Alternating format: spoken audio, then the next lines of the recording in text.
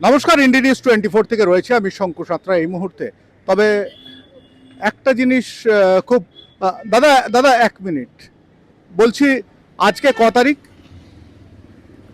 আজকে 9 তারিখ। 9 মে। হ্যাঁ, 4 তারিখ তো পেরিয়ে গেছে না? আমি অত জানি না। হ্যাঁ, আচ্ছা আমি এসে একটু খুঁজছি, 4 তারিখ তো পেরিয়ে গেছে। 9 তারিখ শুভেন্দু অধিকারী হয়ে গেল মুখ্যমন্ত্রী, আর অভিষেক বন্দ্যোপাধ্যায় বলেছিলেন ওপেন মঞ্চ থেকে তিনি রবীন্দ্রসঙ্গীত বাজাবেন না, ওটা পছন্দ করেন না, ডিজে বাজাবেন।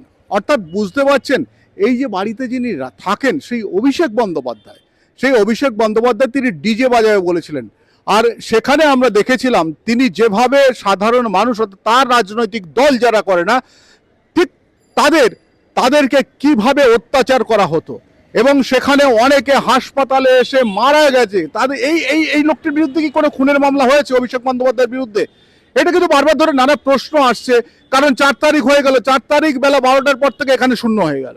তার আগে আমরা যে এখানে এসে দাঁড়িয়ে ছবি তুলছি, কথা বলছি, এখানে নয়, ওই যে অপোজিটে দেখুন একবারে কালী মন্দিরের যে গেটটা রয়েছে, ওখান থেকেও যদি কোনোভাবে তাকিয়ে দেখা হতো ওই গেটের কাছ থেকে, তবুও পর্যন্ত পুলিশ, কর্তব্যরত পুলিশরা তারা কিন্তু অতি উৎসাহী হয়ে, অর্থাৎ যুবরাজ যাকে বলে অভিষেক বন্দ্যোপাধ্যায়, তাকে খুশি করবার জন্য আমাদেরকে ওখান থেকে সরিয়ে দিত।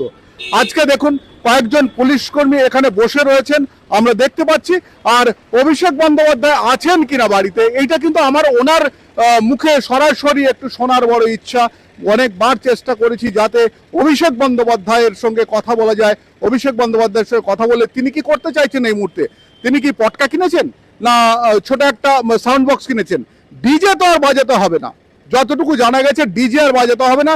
এই যে বাড়ির ভেতরে দেখুন অনেকেই রয়েছেন। বাবা ওই তো সব হিরো। বলছি দাদা, ও দাদা, হ্যালো, ও দাদা, ওপরের দিকে তাকান।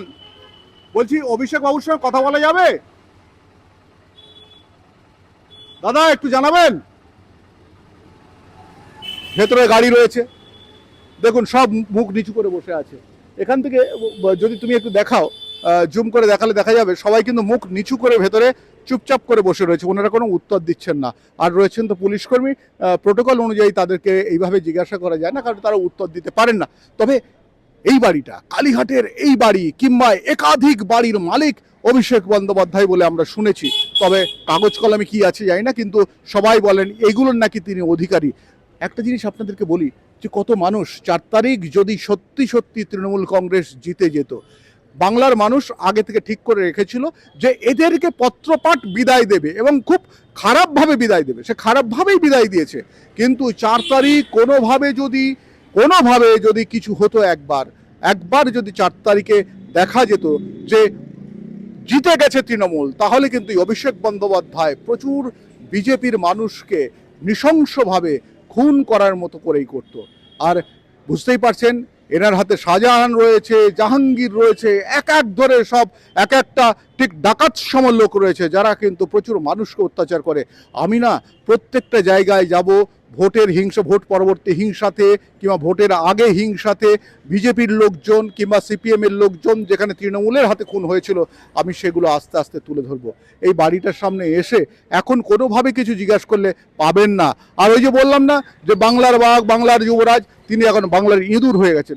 বলছি দাদা, ও দাদা, হ্যালো হ্যালো, মুখটা তুলুন না, আগে তো বেশ মুখটা উঁচু থাকতো, তুলুন। কি হলো, একটু তুলুন। আছেন অভিষেক বাবু? ও দাদা, কেউ উত্তর দেয় না। তবে এই পর্যন্তই থাক। আমি শঙ্কু রয়েছে আপনাদের সঙ্গে, ইন্ডিয়া নিউজ 24, দেখতে থাকুন।